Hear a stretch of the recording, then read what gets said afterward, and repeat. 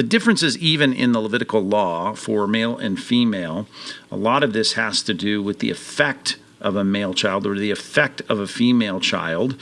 All of this is ceremonial. Remember this, right? The ceremonial law makes differentiations that are not spiritual or eternal or God's valued distinctions, right? Even in the redemption price, right? The kind of work that would be brought to an ancient agricultural society, right? You've got an agrarian society. The labor of a man is going to bring in more income than it would be for a woman, and so the redemption price is different. But we know from Genesis 1, equal value before God. Think of this: the disabled cannot serve as in the Levitical law as a priest. They can't go on to the into the holy place or the Holy of Holies. You couldn't do that if you had any particular kind of disease or if you had some deformity.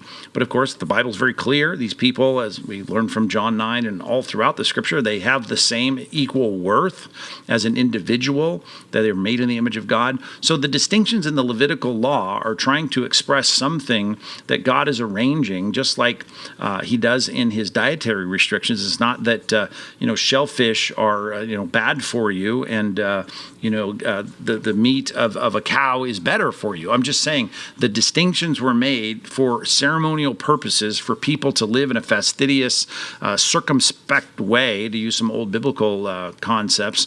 They're supposed to be thinking very carefully about each step they take and the things that make a difference in the ceremonial law, to give them a kind of focus on making sure that all the details of their lives are done in a way that pleases God. The detail that is given to whether or not the cleansing in Leviticus 12 is going to be this long for a male or this long for a female, or what the redemption price is going to be, or whatever it might be, right? Whether it's firstborn child has to be bought back with a redemption price, but the secondborn doesn't. Certainly doesn't mean secondborn is not as important as the firstborn.